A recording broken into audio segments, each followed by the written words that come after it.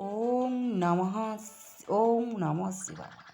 ଏଠାରେ ଏମିତି କିଛି ଜିନିଷ ଅଛି ଯାହାକୁ ଶିବରାତ୍ରି ଦିନ ଆଣିଲେ ଲାଭକାରୀ ମନାଯାଏ।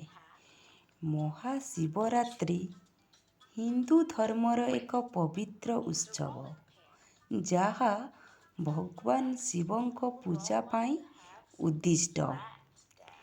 ଏହି ଉତ୍ସବ ଫାଲ୍ଗୁନ କୃଷ୍ଣ ପକ୍ଷର ଚତୁର୍ଦ୍ଦଶୀ ଦିନ ପାଳନ କରାଯାଇଥାଏ।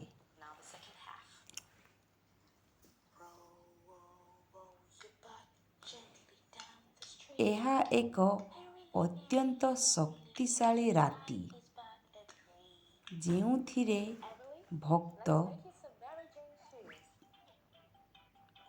ଉପବାସ କରି ଏକାଗ୍ର ହୃଦୟରେ ପ୍ରଭୁ ଶିବଙ୍କ ଉପାସନା କରିଥାଏ।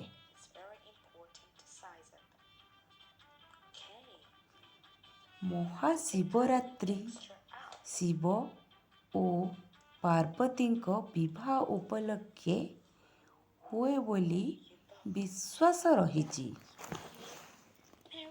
ଏହି ଦିନଟି ଧର୍ମ, ଆଧ୍ୟାତ୍ମିକ ଓ ଭକ୍ତିର ଏକ ଉଦାହରଣ।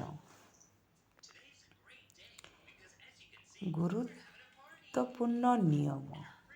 ଆସନ୍ତୁ ଜାଣିବା କିଛିଟା ମହାଶିବରାତ୍ରିର ଗୁରୁତ୍ୱପୂର୍ଣ୍ଣ ନିୟମ। ସେଥିମଧ୍ୟରୁ ପ୍ରଥମଟି ହେଲା, ଜାଗର ରାତିରେ ଦୀପ ଜାଳିବା ସମୟରେ ତଳେ ଦୀପ ଜାଳିବା ଉଚିତ ନୁହେଁ। ଦୀପ ଜାଳିବା ସମୟରେ ଦୀପ ତଳେ ଅରୁଆ ଚାଉଳ ଓ ଫୁଲ ରଖି ଦୀପ ଜାଳିବା ଉଚିତ।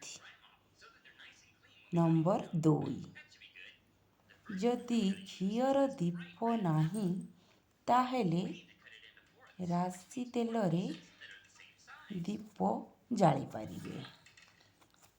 ଏବଂ ଦୀପ ଜାଳିବା ସମୟରେ ଯେତେବେଳେ ଆପଣ ଦୀପ ଜାଳୁଛନ୍ତି, ସେତେବେଳେ ମନରେ ଭକ୍ତି ମାନସିକ ରଖି ଦୀପ ପ୍ରଜ୍ୱଳନ କରନ୍ତୁ। ମନରେ ଭକ୍ତି ରଖିକି ଠାକୁରଙ୍କ ପାଖରେ ଆପଣ ଦୀପ ଜାଳନ୍ତୁ। ନମ୍ବର 3, ଯେଉଁମାନେ ନିର୍ଜଳା ଉପବାସ ରହିଥାନ୍ତି, ଯେଉଁମାନେ ପାଣି ବି ଟୋପେ ପାଆନ୍ତିନି, ନିର୍ଜଳା ଉପବାସ ରଖିଥାନ୍ତି, ସେମାନେ ମହାଦୀପ ଉଠିବା ପରେ ଜଳ ଗ୍ରହଣ କରିପାରିବେ କିମ୍ବା ତା ପରଦିନ ସୂର୍ଯ୍ୟୋଦୟ ପରେ ସଜ ଖାଇପାରିବେ। ସଜ ଖାଇବା ମାନେ ସଙ୍ଗେ ସଙ୍ଗେ ବନେଇ ଖାଇପାରିବେ, ଏମିତି ବାସି ଖାଇବା ମନା।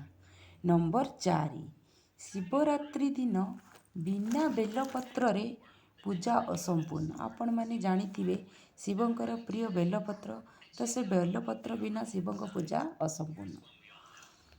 ଶିବଙ୍କ ପୂଜାରେ ଶଙ୍ଖ ବଜାଇବା ଅନୁଚିତ। ନମ୍ବର 5, ଯେଉଁମାନେ ଓಂ ନମଃ ଶିବାୟ ଜପ କରିବେ, ଦାନ୍ତକୁ ଦାନ୍ତ ଯେପରି ନ ବାଜେ ସେଥିପ୍ରତି ଧ୍ୟାନ ଦେବା ଉଚିତ। ଓಂ ନମଃ ଶିବାୟ ଯେତେବେଳେ ଉଚ୍ଚାରଣ କରିବେ, ସେତେବେଳେ ଦାନ୍ତକୁ ଦାନ୍ତ ଯେମିତି ବାଜିବ ନାହିଁ। ନମ୍ବର 6, ଶିବ ମନ୍ଦିରରେ ମହାଦେବଙ୍କୁ ପ୍ରଣାମ କଲାବେଳେ ଉତ୍ତର ଦିଗକୁ ମୁହଁ କରି ପ୍ରଣାମ କରିବା ଉଚିତ। ଯେତେବେଳେ ବି ଆପଣ ପ୍ରଣାମ କରିବେ, ସେତେବେଳେ ଆପଣଙ୍କ ମୁହଁ ଯେମିତି ଉତ୍ତର ଦିଗକୁ ଥିବ। ଶିବ ମନ୍ଦିରରେ ଅର୍ଦ୍ଧ ପରିକ୍ରମା କରିବା ଉଚିତ। ପୂର୍ଣ୍ଣ ପରିକ୍ରମା କରିବା ଉଚିତ ନୁହେଁ, ଅର୍ଦ୍ଧ ପରିକ୍ରମା ଆପଣ ଶିବ ମନ୍ଦିରରେ କରିବେ। ନମ୍ବର 7, ଶିବ ମନ୍ଦିରରେ ପୂର୍ଣ୍ଣ ପରିକ୍ରମା କରିବା ଉଚିତ ନୁହେଁ। ନମ୍ବର 8, ମାସିକ ଧର୍ମ ସମୟରେ ଯେଉଁମାନେ ପୂର୍ବରୁ ବ୍ରତ କରିଆସୁଛନ୍ତି, ସେମାନେ ବ୍ରତ ରଖିବେ, କିନ୍ତୁ ମନ୍ଦିର ଯିବେ ନାହିଁ କି ପୂଜା କରିବେ ନାହିଁ। ନମ୍ବର 9, ଯେଉଁମାନେ ବ୍ରତ ପାଳନ କରିଥିବେ ସେମାନେ ଯେଉଁମାନେ ବ୍ରତ ପାଳନ ନ କରିଥିବେ ମାନେ ଉପବାସ କରିନଥିବେ ତ ସେମାନେ ମଧ୍ୟ ମନ୍ଦିରକୁ ଯାଇ ପୂଜା ଓ ଦୀପ ଜାଳିପାରିବେ।